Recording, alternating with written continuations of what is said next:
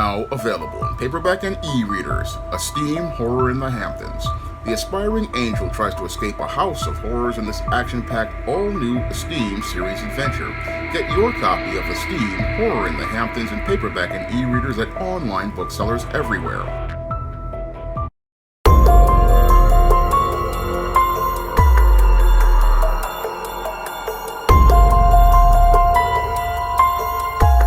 The son of one of the co-founders of the convenience store Buc-ee's has been indicted for allegedly secretly recording people in the bathrooms and a bedroom of one of the family's homes.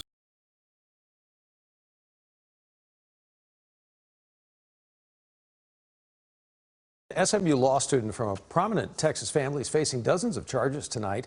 Police found a network of hidden cameras from Dallas to Austin, even some in Colorado, until some of the alleged victims in Dallas finally turned him in. J.D. Miles with reaction tonight from SMU. It was inside a unit at this apartment building on Caruth Haven in Dallas, where authorities say Mitchell Wasick secretly recorded his male and female guests in bathrooms and bedrooms. The videos were discovered on a memory card from another hidden camera found inside a house near Austin, owned by Wasick's family. Wasick is a 28-year-old SMU law student, and his father is one of the two co-founders of the highly successful chain of Buc-ee's travel centers. You expect that people that go to law school are coming here to help people and to help their community change, stuff like that. And it's definitely disturbing knowing that I go to school with somebody that is charged with these many things. Morgan Weisenhut is also an SMU law student, but says she doesn't know Wasick. She also lives in the community of off-campus apartments called The Village, where Wasick was leasing his unit until a month ago. He's been released on bond after his arrest by Travis County authorities, who charged him with 28 felony counts of invasive video recording. With the amount of charges that are on the table, and I have a philosophy of I always believe the survivor first. So it's extremely disturbing, and just knowing that he's in the same school as me and in the same neighborhood as me is scary. The investigation began in May when guests staying with Wasick in Austin found a hidden camera in a bathroom and took the memory card back to Dallas, where it was handed over to a detective. An arrest warrant revealed in the 68 movie files were at least 13 male and female individuals filmed in what appeared to be at least 8 separate rooms, including bathrooms and bedrooms. The affiant noted that the videos showed the individuals were recorded using toilets, showering, changing clothes, and/or having sex. Authorities also discovered more than a half-dozen spy and police body cameras purchased by Wasick on Amazon, dated back to June 2019. We don't know tonight if Wasick is still enrolled at SMU. Many of the 13 alleged victims were recorded both here at the apartment and the Wasick family home in Travis County. All of them have told authorities that they never consented to these recordings. In Dallas tonight, J.D. Miles, CBS News, Texas. Now, in this alleged series of very disturbing incidents, 28-year-old Mitchell Wasick was charged with 21 counts of felony invasive recording in 6 separate indictments as related to 13 victims who had alleged they had been secretly recorded by Mitchell Wasick without their consent over the course of 2 years. And this series of secret recordings took place at multiple places, including a home of the Buc-ee's founder's son, and also took place at the family home in Spicewood. Now, it was at this home in Spicewood that a guest who was at a party at the family's home found a charging port for a hidden camera in a bathroom wall, and once they found this hidden camera in the bathroom wall, they then took the SD card out of that camera, and when they played the videos that were on that camera, they found a series of disturbing videos that showed guests of the home getting undressed, using the bathroom to relieve themselves, and in some cases even found individuals having sex in these videos. And as they took these videos to the police, they did their own investigation And as they did their own investigation, they found that there were video of other properties, and they also found a shopping list on Amazon.com where he had placed orders for various spy cameras and police body cameras, and all of this created a paper trail of evidence of him basically making these videos and making videos of people in the home without their permission or their consent.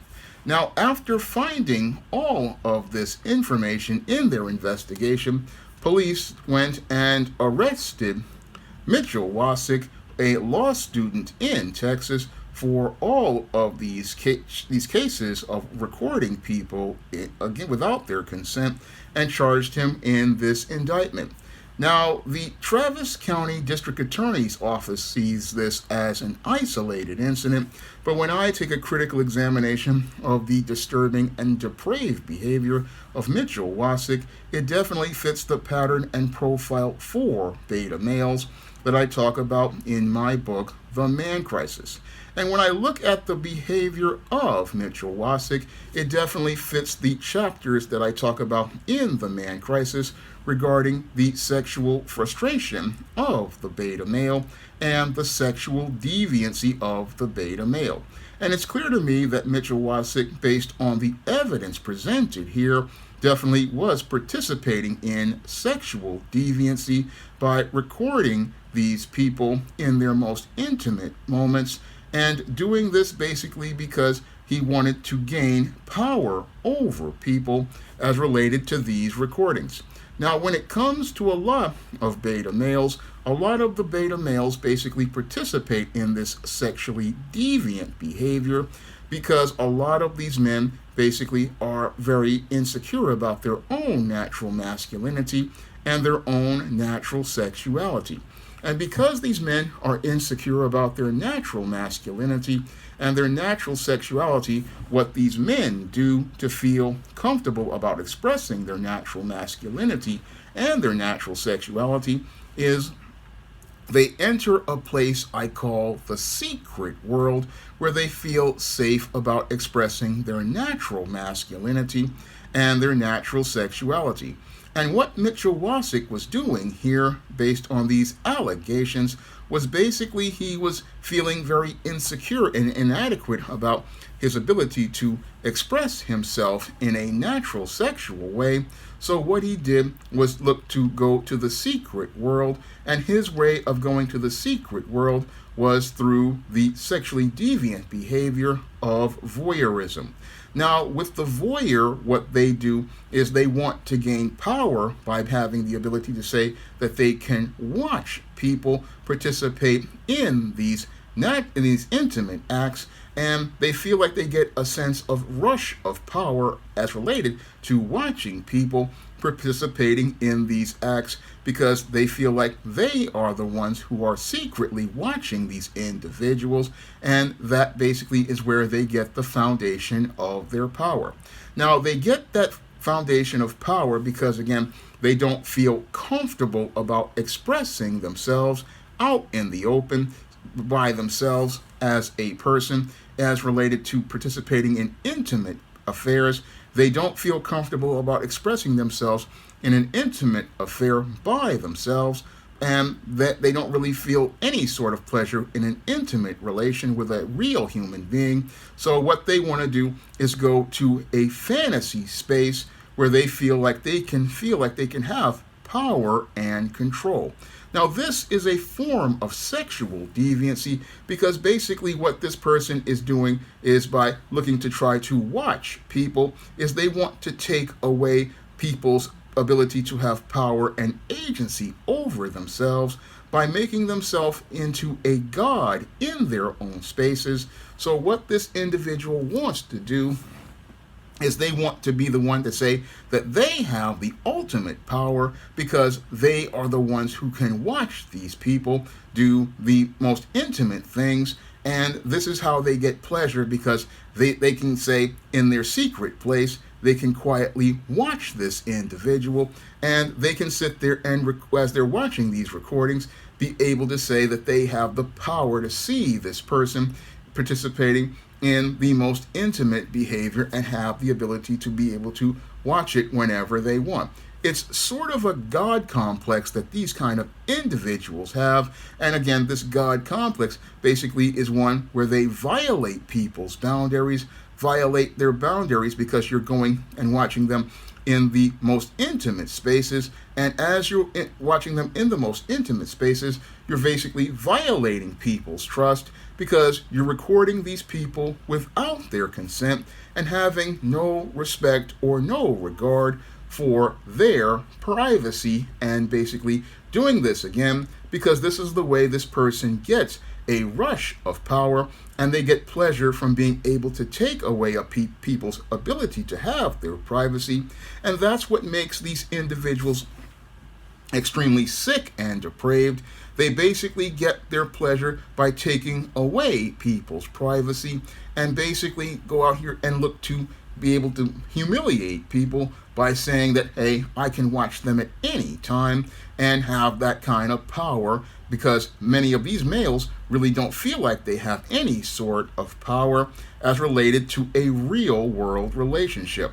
And possibly because this was the son of the heir of Buc-ee's, he possibly was starting to participate in this sexually deviant behavior, because as the son of the co-founder of Buc-ee's, he was expected to be a certain kind of individual. That's why he was majoring in law school, and he was expected to meet a standard of success. And as he was looking to meet this standard of success, this possibly was one of the reasons this individual felt so powerless that they started entering into the secret world of voyeurism. And as they entered into the secret world of voyeurism, what they wanted to do was go out and plant these cameras so that they could get the power and control they didn't feel he could get inside of the real world. Because oftentimes with many beta males, their quest for power is based on their feelings of having the inability to have power in the real world.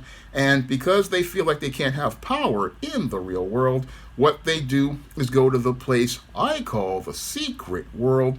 And again, in the secret world is where these individuals feel like they have a place to safely express their natural masculinity and their natural sexuality. Unfortunately, the behaviors they are participating in are completely unnatural, because in the secret world, everything is completely distorted. It may look and feel like our real world, but the whole thing, every perception that these individuals have is completely distorted, and it's really, again, perverted and twisted for an individual to go out and post a lot of secret cameras in a home in the most intimate spaces and watch people participate in intimate behavior. I mean, this is the kind of behavior that, again, only a depraved and perverted individual participates in as related to sexual deviancy, because with a sexual deviant, again, they get pleasure from taking power away from people, and that's what this guy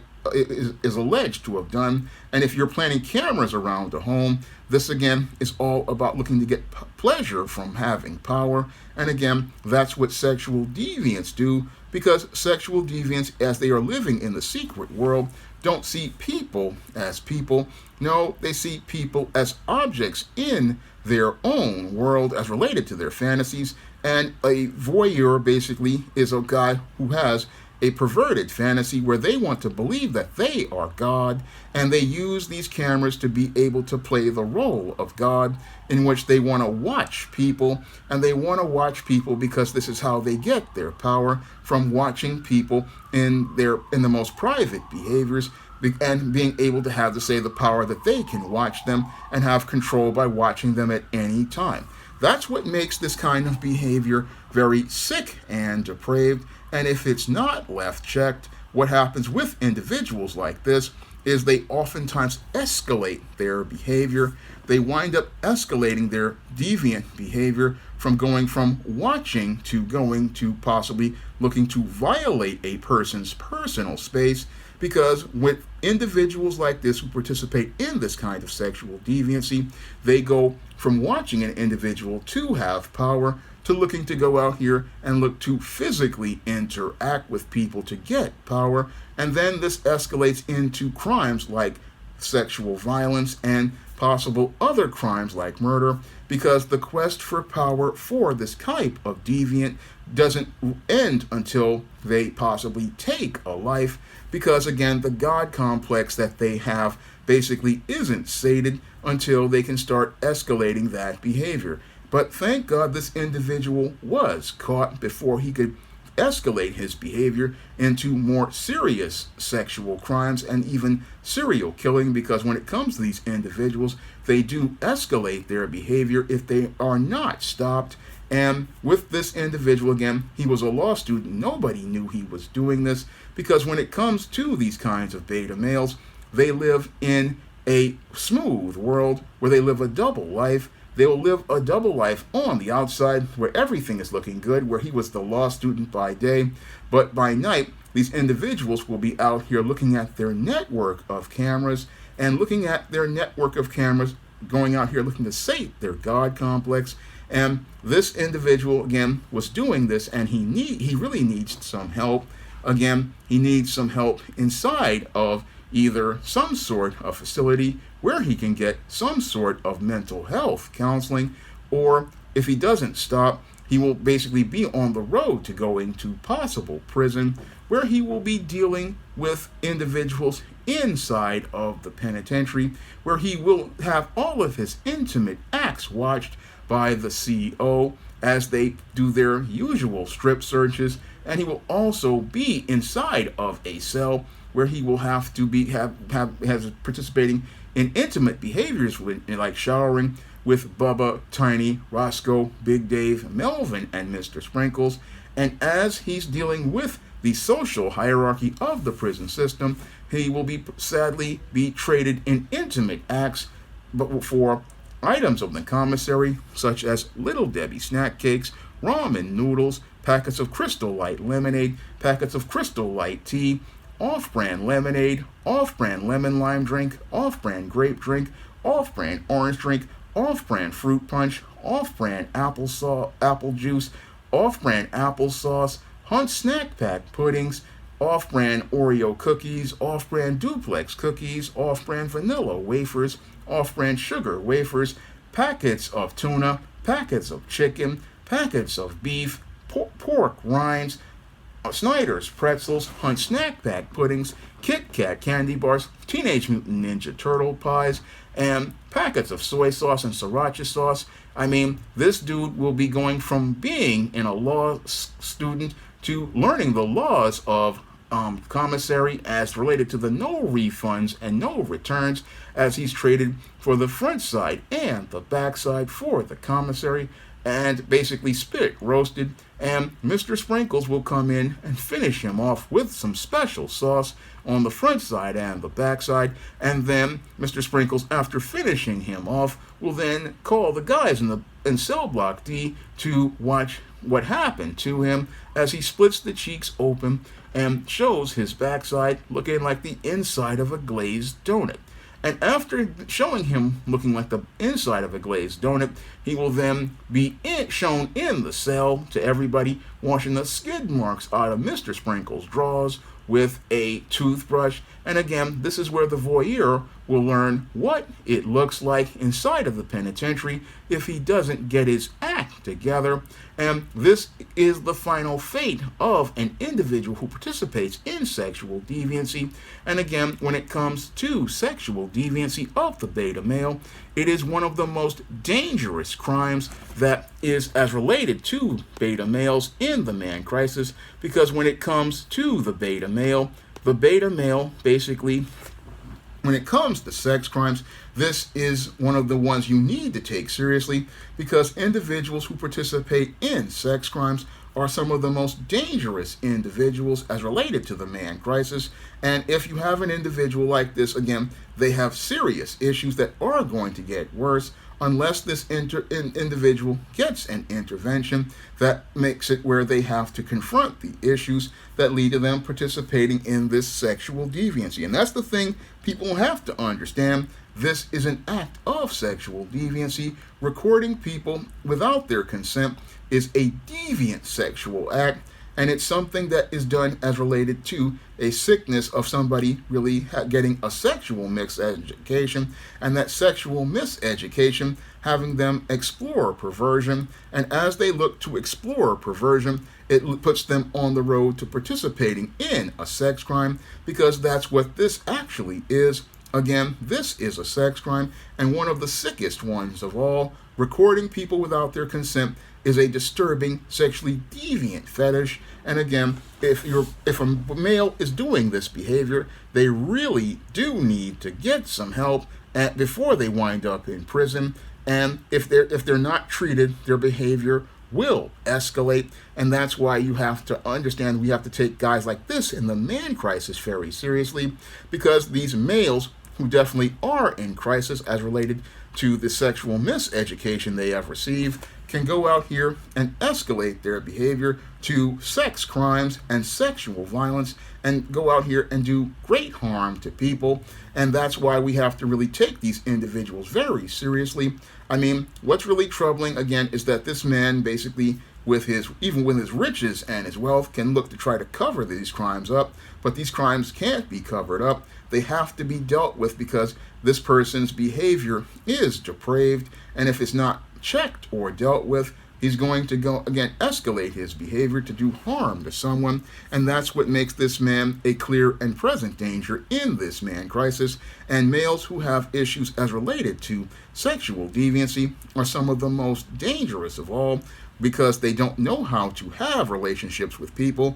And because they do not know how to have relationships with people, they start exploring all sorts of sexual deviancy, and that puts all of our nation into serious jeopardy. And that's why we have to invest time in teaching young men how to have healthy sexual relationships, so they don't start heading down this road to sexual deviancy. That's another part of the investing in men. We have to give young men a healthy sexual education so that they don't wind up on this road, because men who wind up on this road are some of the most dangerous men in crisis, and they're some of the ones that need the most help out of all the men in crisis. Now, if you want to learn more about what leads to a male winding up on the road to becoming a man in crisis, and how to stop that man from winding up on a road like this, you can pick up my book, The Man Crisis, on Amazon.com in paperback and Kindle format. You can also find The Man Crisis at other online booksellers like Draft to Digital, Google Play, Barnes & Noble, and you can find it at big box retailers like Walmart and Target. And if you'd like to see me make more videos about the man crisis, you can send a donation to the Patreon, the PayPal, or the Cash App by clicking the links in the description box. That's all I have to say for this video. You can comment, rate, and subscribe. Now available in paperback and e-readers, Isis, Dark Incubus. The goddess next door gets enthralled in a romantic entanglement with an evil incubus in this all-new Isis series adventure. Get your copy of Isis, Dark Incubus in paperback and e-readers today.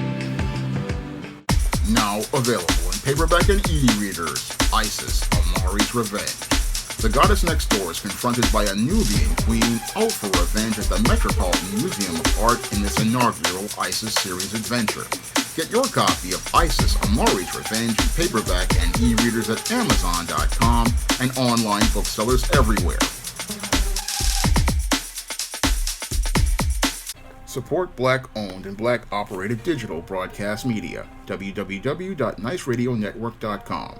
Nice Radio Network, broadcasting 24 hours a day, 7 days a week.